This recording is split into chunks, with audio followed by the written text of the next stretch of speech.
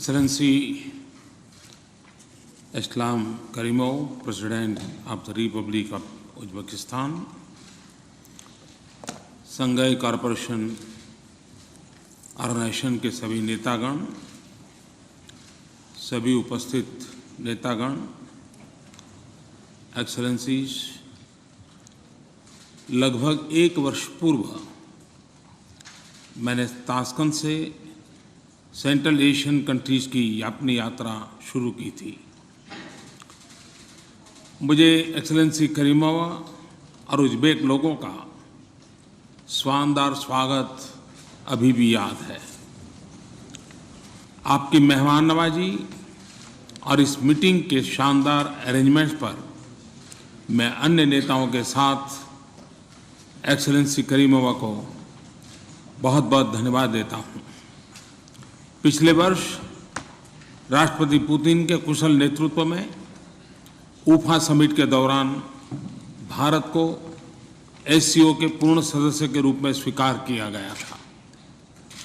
Bharat SCO व्यापक संबंधों में यह एक लैंडमार्क है। आज हम मेमोरेंडम ऑफ ऑब्लिगेशंस पर हस्ताक्षर करेंगे। इसी के साथ एससीओ में भारत की सदस्यता की औपचारिक प्रक्रिया समापन की ओर आगे बढ़ेगी। यही नहीं, भारत के इस क्षेत्र में के साथ सदियों पुराने संबंधों को आगे बढ़ाते हुए मानवता का 6ठा भाग आज एससीओ परिवार का हिस्सा बन रहा है। भारत की सदस्यता के स्पष्ट समर्थन के लिए मैं तथा पूरा भारत एससीओ के मेंबर स्टेट्स को और उसके लीडर्स के अत्यंत आभारी हैं। मैं बेलारूस का इस संस्था में फर्स्ट टाइम ऑब्जर्वर के रूप में स्वागत करता हूं। एक्सेलेंसीज, भारत इस क्षेत्र में नया नहीं है। आपके साथ हमारे सदियों पुराने ऐतिहासिक संबंध हैं। हम केवल भौगोलिक रूप से ही नहीं जुड़े हैं, बल्कि हमारे समाज, सांस्कृतिक, खान-पान और व्यापारिक संबंधों से समृद्ध हुए हैं। यही पुराने संबंध रशिया, चाइना और सेंट्रल एशिया कंट्रीज के साथ हमारे मॉडर्न डे संबंधों का एक महत्वपूर्ण आधार है। भारत की एससीओ की सदस्यता के बाद एससीओ की सीमाएं पैसिफिक से यूरोप तक और आर्कटिक से इंडियन ओशन तक फैल जाएंगी। एससीओ का बढ़ता परिवार 40% से ज़्यादा मानवता और 1 बिलियन से ज़्यादा युवाओं का प्रतिनिधित्व करेगा। एससीओ में भारत ऐसे सिद्धांतों को लेकर आएगा जो एससीओ की फिलॉसफी से लय में होगा। यूरेशियन लैंडमास के साथ तो भारत के संबंध सदैव काफी अच्छे रहे हैं।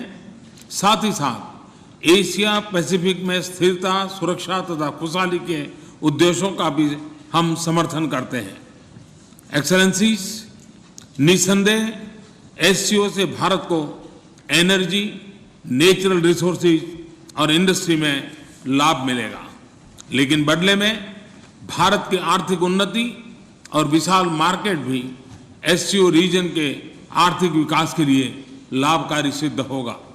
मुझे विश्वास है कि ट्रेड, इन्वेस्टमेंट, इंफॉर्मेशन और communication technology, space, science and technology, agriculture, health care, small and medium scale industries में भारत की क्षमताओं से एससीओ इकोनॉमी को काफी फायदा मिलेगा।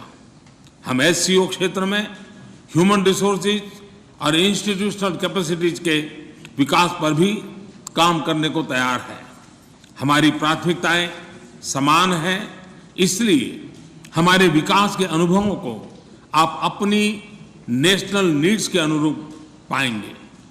एक्सेलेंसीज, 21वीं सदी का इंटरडिपेंडेंट वर्ल्ड आर्थिक अवसरों से भरा हुआ है, किंतु इसमें जियोपॉलिटिकल कॉम्प्लेक्सिटीज और अनेक सिक्योरिटी चैलेंजेस भी है। इसी कारण हमारी आर्थिक समृद्धि के लिए इस क्षेत्र के देशों का एक दूसरे से जुड़ा होना बहुत ही जरूरी है। लेकिन मात्र फिजिकल कनेक्टिविटी ही पर्याप्त नहीं होगी। हम एससीओ देशों के बीच goods, services, capital and human resources के सहज मूवमेंट को सुनिश्चित करना होगा। लेकिन केवल यही काफी नहीं होगा। एससीओ क्षेत्र का रेल, रोड और एयर लिंक के जरिए शेष दुनिया के साथ जुड़ना भी आवश्यक है। यह स्पष्ट है कि एससीओ में ट्रेड, ट्रांसपोर्ट, एनर्जी, डिजिटल और पीपल टू पीपल लिंक्स बनाने में भारत एक प्रोडक्टिव पार्टनर सिद्ध होगा। भारत का international north south transport corridor, Chabahar agreement और अशगाबाद एग्रीमेंट से जुड़ने का निर्णय इसी इच्छा और इरादा का प्रतीक है। एक्सेलेंसी, एससीओ में भारत की सदस्यता खुशहाली का रास्ता बनेगी। साथ ही साथ यह सुरक्षा भी सुनिश्चित करेगी। इस क्षेत्र में नफरत, हिंसा और आतंकवाद की रेडिकल आइडियोलॉजीज के खिलाफ लड़ाई हमारा साझा उद्देश्य है।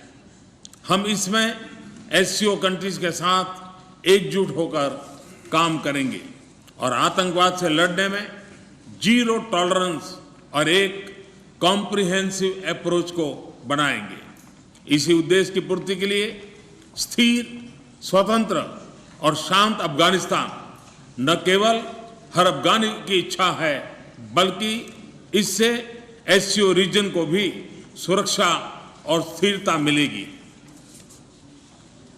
अंत में मिस्टर चेयरमैन, भारत की एससीओ में सदस्यता एससीओ को एक ऐसा क्षेत्र बनाने में मददगार सिद्ध होगी जो कि विश्व के आर्थिक विकास में महत्वपूर्ण भूमिका निभाएगा, जो कि आंतरिक रूप से सुरक्षित और स्थिर होगा और जो पूरे विश्व से मजबूती से कनेक्टेड होगा।